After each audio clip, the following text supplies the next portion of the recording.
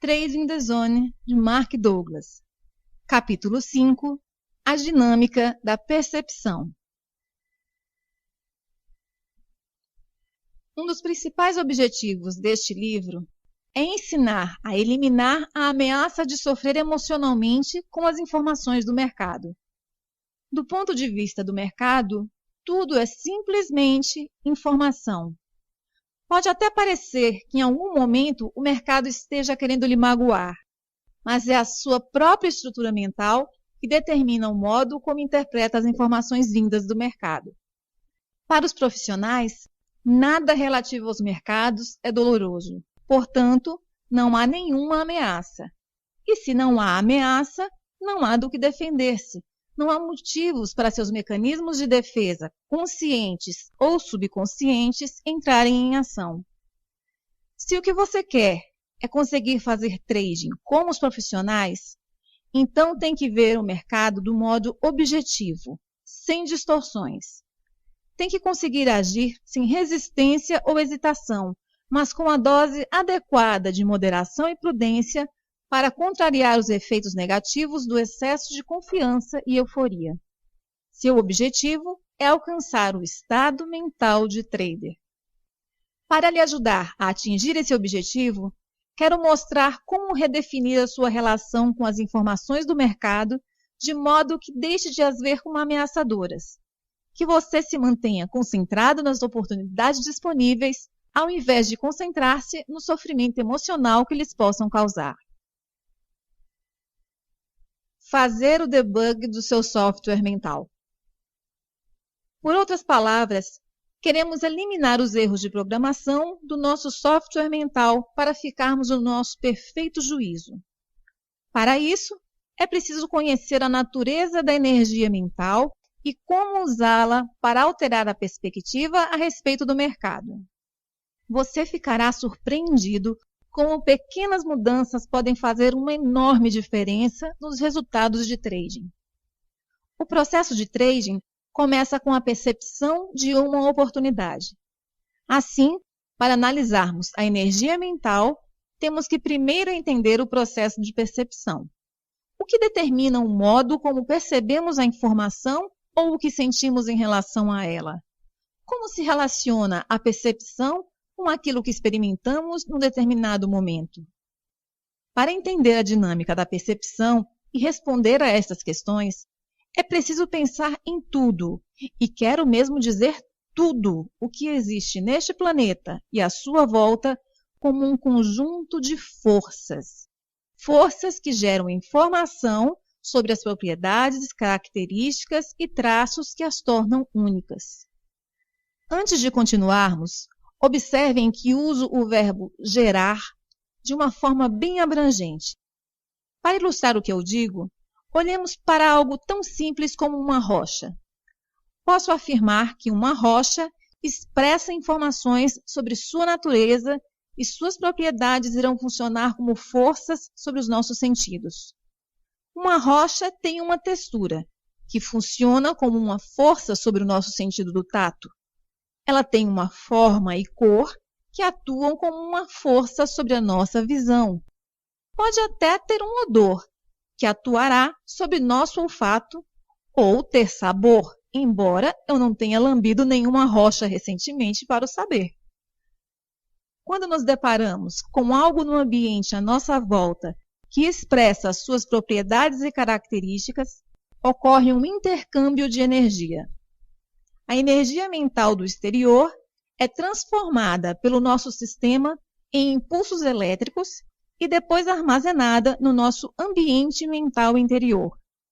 Então, as memórias, as características e, em última análise, as convicções que adquirimos ao longo de nossas vidas existem no nosso ambiente mental sob a forma de energia estruturada. Os pensamentos são energia. Como pensamos numa língua, os nossos pensamentos são estruturados pelas limitações e regras que regem o idioma em que pensamos. Quando exprimimos esses pensamentos em voz alta, criamos ondas sonoras, que são uma forma de energia. As ondas sonoras criadas pela interação das cordas vocais com a língua são estruturadas pelo conteúdo da mensagem. As micro-ondas são energia. Muitas chamadas telefônicas são transmitidas por micro-ondas, o que significa que a energia das micro-ondas tem de ser estruturada de alguma forma que reflita a mensagem que está a transportar. O raio laser é energia, e se já viu algum espetáculo de raios laser, o que viu é pura energia a assumir uma forma que reflete os desejos criativos dos artistas. Há algo aqui verdadeiramente profundo. Se as memórias, as características e as convicções que adquirimos em resultado do nosso ambiente externo representam aquilo que aprendemos sobre esse ambiente e o modo como funciona, e se essas memórias, características e convicções existem no nosso ambiente mental como energia, e se a energia não ocupa espaço algum, então podemos dizer que temos uma capacidade de aprendizagem ilimitada. E eu estou afirmando isso. Percepção e aprendizagem. Temos que ter o cuidado de não confundirmos capacidade de armazenagem com capacidade de aprendizagem. Aprender e saber o que pode ser aprendido não é determinado pela capacidade de armazenagem. Lembram que concluímos que os componentes mentais, como as memórias, as características e as convicções, existem como energia? Tudo que é energia tem potencial para funcionar como uma força. Elas agem sobre os nossos sentidos, expressando a sua forma e conteúdo. O que quero dizer é que num determinado instante, o ambiente gera uma quantidade gigante de informações. Algumas delas estão além do alcance psicológico dos nossos sentidos. A energia que está dentro de nós limita e bloqueia categoricamente o nosso conhecimento dessa informação, aplicando os mesmos mecanismos sensoriais ao meio ambiente. Algumas coisas nós não percebemos simplesmente porque não ouvimos ainda falar delas. Lembre-se da primeira vez que olhou para um gráfico de preços e volumes. Muito provavelmente, o que viu ali foi um monte de linhas emaranhadas e números que não significavam nada para você. O gráfico representava informação indiferenciada, e isso normalmente cria um estado de confusão.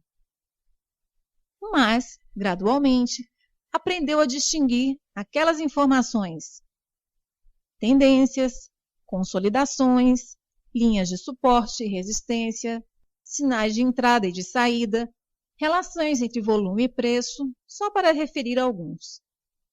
Agora use a imaginação e finja que estou colocando à sua frente exatamente aquele primeiro gráfico que você viu pela primeira vez. Haveria diferença agora? É claro. Em vez de um aglomerado de linhas, iria ver tudo o que aprendeu até agora sobre aquelas linhas. Por outras palavras, iria ver todas as interpretações que aprendeu a fazer, bem como todas as oportunidades que essas interpretações representam. O gráfico é o mesmo. O que muda é a energia estruturada que está dentro de você agora. A maioria de nós estamos o tempo todo cercados de oportunidades invisíveis, implícitas nas informações a que estamos expostos. Todos nós já ouvimos aquela expressão: as pessoas veem aquilo que querem ver. Eu diria de modo um pouco diferente: as pessoas veem aquilo que aprenderam a ver, e todo o resto é invisível até aprenderem a contrariar a energia que bloqueia a sua consciência do que está por aprender e descobrir. Para exemplificar, vejamos o primeiro encontro de uma criança muito jovem com um cão. Como é a primeira experiência, o ambiente mental da criança tem um passado limpo, por assim dizer, em relação a cães. Do ponto de vista da criança, até esse momento, os cães não existem. Já da perspectiva do ambiente, Os cães existem e têm potencial para agir como uma força sobre os sentidos da criança e criar uma experiência. Que tipo de efeito os cães são capazes de produzir? Eles podem ser amigáveis, carinhosos, protetores, e pode ser divertido brincar com eles. Ou podem ser hostis, maus e perigosos, só para mencionar muito dos comportamentos de que os cães são capazes. Quando a criança vê um cão pela primeira vez, não há absolutamente nada em seu ambiente mental que lhe diga com o que está a lidar. Isso pode gerar curiosidade ou confusão e medo. No nosso exemplo, a curiosidade da criança entra em ação e ela precipita-se sobre o cão para aumentar a sua experiência sensorial. Mas o cão a ataca ferozmente, a ponto de ser separado à força da criança. Esse tipo de experiência infeliz não é certamente comum, mas também não é assim tão raro. Escolhi-a por duas razões. Primeiro, a maioria das pessoas pode identificar-se com essa experiência de algum modo, seja pela sua própria experiência direta ou através da experiência de algum conhecido. E segundo, quando analisamos a dinâmica elementar dessa experiência do ponto de vista da energia, vamos aprender 1. Como as nossas mentes estão concebidas para pensar. 2. Como processam a informação. 3. Como estes processos afetam o que experimentamos. E 4. Qual a nossa capacidade para reconhecer novas possibilidades.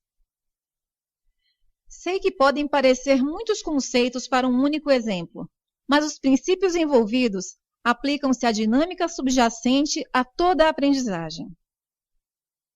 Como resultado de ficar traumatizada a nível físico e emocional, a criança do nosso exemplo tem agora uma memória e uma característica definida sobre o modo como os cães podem se exprimir. No entanto, o tipo de dados sensoriais na sua memória não é tão importante quanto o tipo de energia que os dados sensoriais representam. Nós temos basicamente dois tipos de energia mental.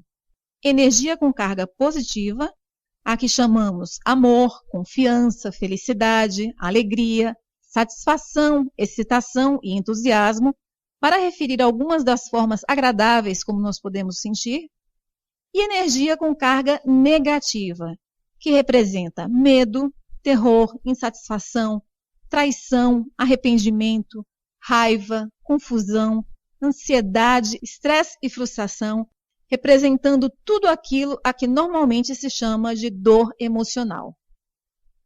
Como a primeira experiência da criança com o cão foi intensamente dolorosa, todas as memórias dessa experiência terão energia negativa, dolorosa e desagradável. E qual será o resultado dessa energia na percepção da criança em relação a qualquer outro cão? Medo, é óbvio. Cada um de nós, num momento ou noutro, já testemunhou uma situação em que alguém sentiu medo de algo, quando, da nossa perspectiva, não havia a mais pequena razão para isso. Provavelmente pensamos que aquele medo era irracional. Mas será o medo dela menos racional do que, digamos, o seu medo ou hesitação em realizar o próximo trade quando perdeu dinheiro no seu último? Usando a mesma lógica, um trader de topo diria que o seu medo é irracional, porque a oportunidade deste momento presente não tem absolutamente nada a ver com o seu último trade. Cada trade é simplesmente uma oportunidade única, com um resultado incerto e estatisticamente independente de todos os outros trades. Percepção e risco. Como vimos, o mesmo risco pode ser percebido de modo diferente por duas pessoas distintas. Para uma, pode ser completamente irracional. Quando a criança se deparou com o cão pela primeira vez, estava cheia de curiosidade e entusiasmo. De que maneira sua mente processou a informação que a colocou imediatamente no estado de medo nas próximas vezes em que encontrou outros cães? Se o medo é um mecanismo natural de proteção, o que fez dizer à mente da criança que deveria sentir medo de outros cães? O que aconteceu com a curiosidade dela? Certamente haverá muito mais o que aprender sobre a natureza dos cães, ainda mais quando lembramos que nossas mentes têm uma capacidade de aprendizagem ilimitada. O poder da associação. Por mais complexas que possam parecer essas questões, é possível respondê-las com bastante facilidade. As nossas mentes têm uma característica estrutural inerente que nos faz associar e ligar algo que existia no ambiente externo, que seja semelhante em qualidade, características, propriedades ou traços, a algo que já existia no nosso ambiente mental interno sob a forma de memória. Em outras palavras, no exemplo da criança com medo de cães, qualquer outro cão que ela encontre mais tarde a fará sentir dor emocional. Basta que sua mente faça a ligação da memória com o que ela está vivenciando no momento. Esse processo de associação é algo que acontece de forma automática em nossas mentes. É tão involuntário quanto as batidas do coração ou os movimentos peristálticos. Vou tentar decompor esse processo causa-efeito nas suas partes mais elementares. Pode parecer um pouco abstrato, mas a compreensão desse processo é muito importante para libertar o seu potencial no sentido de se tornar um trader de sucesso consistente. Primeiro, existe energia estruturada externa à criança e energia estruturada no interior da criança. A energia exterior, dessa vez, tem uma carga positiva. O cão é amigável, brincalhão. A energia interna da criança é uma memória com carga negativa, fruto do trauma sofrido com o primeiro cão. Tanto a energia interna como a externa têm potencial para se manifestarem através dos sentidos da criança. A energia externa pode funcionar de forma agradável para a criança, mas lembre-se, este tipo de informação de um cão carinhoso, amoroso, são características que a criança ainda não experimentou. Tal qual o exemplo do gráfico de preços que apresentei anteriormente, a criança não conseguirá perceber aquilo que ainda não aprendeu. A energia interna também tem potencial e está só à espera para se manifestar. E se isso acontecer, a criança se sentirá ameaçada, com medo e talvez até mesmo terror. Apresentado dessa maneira, pode-se dar a entender que a criança tem a opção de escolha entre experimentar diversão ou experimentar medo. Mas não é assim que funciona. Como disse anteriormente, nossas mentes estão programadas para associarem e ligarem automática e instantaneamente informações que tenham características, propriedades e traços semelhantes. O que nesse momento está no exterior da criança tem o mesmo aspecto e emite os sons parecidos com o que está na sua mente.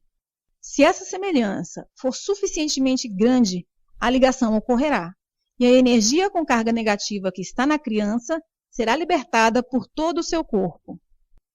O que acontece em seguida é o que os psicólogos chamam de projeção. Vou referir-me a isto apenas como uma outra associação instantânea, que faz com que a realidade da situação do ponto de vista da criança pareça ser uma verdade absoluta e inquestionável. Embora o comportamento do segundo cão seja absolutamente diferente do primeiro, na mente da criança, esse e o primeiro são um só. Assim, em vez de olhar para este novo encontro como uma oportunidade para experimentar algo novo, ela perceberá algo agressivo e perigoso. De fato, que indicação a criança poderia ter de que a sua experiência com cães não é absoluta e inquestionável? E da nossa perspectiva? Não. No entanto, do ponto de vista da criança, como poderia ser outra coisa senão a verdade absoluta? Que alternativas teve? Primeiro, não pode vislumbrar alternativas sobre as quais nada aprendeu. E é extremamente difícil aprendermos algo novo se estivermos com medo, porque, como já sabemos, o medo é uma forma de energia muito debilitadora. Faz-nos retroceder, ficar à defesa, fugir e estreitar a nossa atenção, Tudo isso dificulta muito, se é que não impossibilita, abrir a nossa mente para aprender. Segundo, para a criança, o cão é a origem da sua dor emocional. E, de certa forma, isto é verdade. Então, não faz a menor diferença o modo como o cão se comporte ou que alguém possa dizer para tentar convencê-la que aquele cão é bonzinho, porque a criança irá sempre interpretar a informação que o cão gera de si próprio de um ponto de vista negativo. Ela não tem a mais leve noção de que sua experiência de dor emocional, medo, terror, é totalmente autogerada. Se esse processo é possível para uma criança, será também possível os traders autogerarem as suas experiências de medo e dor emocional quando interagem com sinais do mercado e estarem perfeitamente convencidos de que são completamente justificados pelas circunstâncias? A dinâmica psicológica básica funciona exatamente da mesma maneira. O objetivo do trader é basicamente detectar as oportunidades disponíveis, não as ameaças. Para isso, ele tem que compreender muito claramente qual a origem da ameaça. Não o mercado. O mercado gera sinais neutros, ao mesmo tempo que oferece inúmeras oportunidades para agir. Se o que percebe num determinado momento lhe faz sentir medo, coloque esta questão a si mesmo. Será a informação estruturalmente ameaçadora ou estarei a experimentar o efeito do meu próprio estado de espírito refletido de novo em mim, como no exemplo dado? Sei que é uma ideia complexa, por isso darei outro exemplo. Imagine um cenário em que você perdeu dinheiro nos seus 2 ou 3 últimos trades. Você está analisando o mercado e parece surgir uma oportunidade. Ao invés de executar imediatamente o trade, você hesita. Parece muito, muito arriscado. E a partir daí você passa a reunir informações para justificar a sua não entrada. Provavelmente são informações que você jamais usaria e que nem fazem parte da sua metodologia de trade. Entretanto, o mercado movimenta-se e, infelizmente, afastando-se do ponto em que você poderia ter entrado caso não tivesse hesitado. Agora está em conflito, porque ainda quer entrar. A consciência de deixar passar um trade ganhador é difícil. Só que ao mesmo tempo que o mercado se afasta do ponto de entrada, aumenta o risco de entrar. Você não quer perder a oportunidade, mas também não quer hesitar. No final, não faz nada, porque o conflito paralisou-o. Se este cenário lhe pareceu familiar, quero que se interrogue no momento em que hesitou. Estava a ler os sinais do mercado ou estava refém dos seus pensamentos, que por sua vez estavam a ser refletidos de volta para si numa espécie de ricochete? O mercado lhe deu um sinal, uma oportunidade de ganhar dinheiro, mas não o fez. Pensemos agora num outro cenário. Imagine que ganhou dinheiro nos seus 2 ou 3 últimos trades. Você teria interpretado aquele próximo sinal do mercado da mesma forma? Teria percebido como uma oportunidade de ganhar mais dinheiro? Teria hesitado em realizar aquele trade? É muito improvável. Se for como a maioria dos traders, estaria até aumentando a sua exposição mais do que o normal. Em ambas as situações, o mercado gerou um mesmo sinal. O que mudou foi o seu estado de espírito, negativo ou positivo.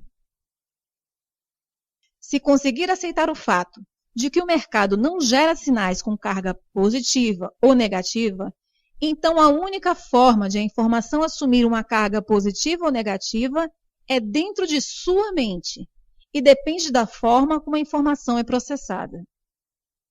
As nossas mentes associam constantemente a informação que nos chega do exterior com aquilo que já sabemos, fazendo com que pareça que as circunstâncias externas e a nossa memória, características ou convicções a que estas circunstâncias estão associadas sejam exatamente as mesmas.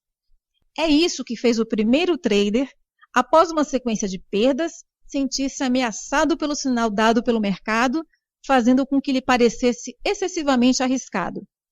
Da mesma maneira, o segundo trader, vindo de uma sequência de ganhos, criou um estado de espírito positivo, fazendo-lhe perceber o sinal dado pelo mercado como uma oportunidade de risco menor. E isto explica a tentação de se comprometer em excesso.